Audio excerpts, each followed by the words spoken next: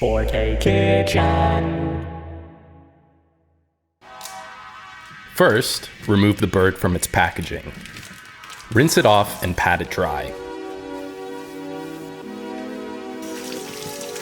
Transfer your dry chicken to a cutting board. We're going to remove the wishbone, which is really quite easy. Scrape around the wishbone and pull it out. For a little bit of fun, I'm playing the wishbone game by myself. Oh, looks like my right hand won. Next, I'm going to strip down the wings for presentation. Split the wing at the second joint, run your knife around the spot where the wing meets the breast, and pull. Repeat for the other wing.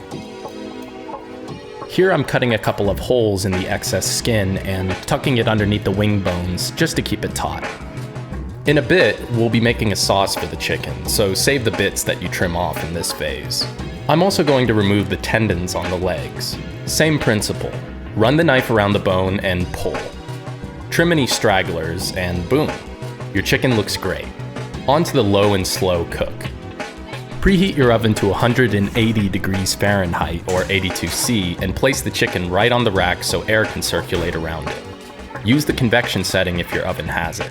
That hot air will dry out the skin, which ultimately makes for a really crispy bird on the final high heat roast. Check the chicken regularly. What we're aiming at is a thermometer reading of about 150 degrees Fahrenheit or 65°C, which I achieved after a few hours in the oven.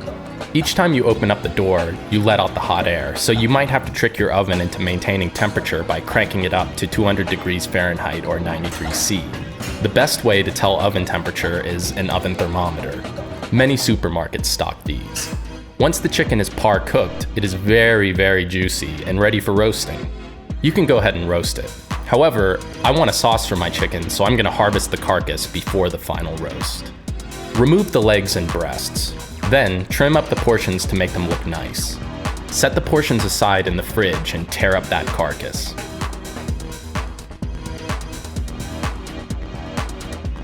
Get a pan rocket hot and start browning the carcass bits. I added just a bit of oil to control sticking, which chicken tends to do.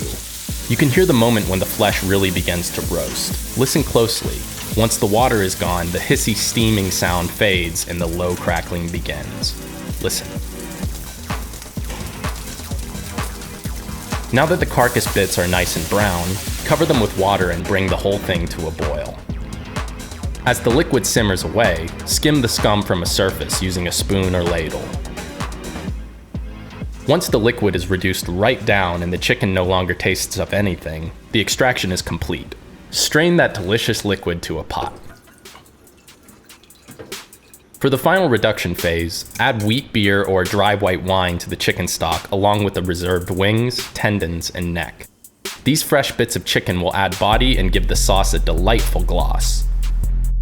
Once the sauce is reduced to your desired consistency, strain it yet again. Taste it. Oddly enough, mine needed no salt. I would recommend steeping fresh thyme in the sauce before serving. With the sauce all set, we can turn to phase 2 of cooking the chicken, the high heat roast. Preheat your oven to its highest setting, which is probably 500 to 550 degrees Fahrenheit or 260 to 287 C. The goal here is to crisp up the skin as quickly as possible and to cook the flesh just a bit more. Don't worry if your oven can't get hot enough. You can also crisp the skin in a pan on high heat. Once the chicken is beautifully golden, it's time to plate up. I'm serving my chicken with some stuff that I found at the farmer's market. First, chanterelle mushrooms sautéed in white truffle butter. Then, my ultimate roast potatoes, which might deserve their own episode on another day. Next up, little baby heirloom carrots confit. I cooked these in the confit oil from the last episode, then tossed them in purple basil and a split pepper. I've also got some fresh sugar snap peas that were cooked in a pea stock made from their shells along with fresh lavender. Finally, spoon on that amazing chicken jus. This is one of my favorite dishes. I think that it really honors the life of the chicken.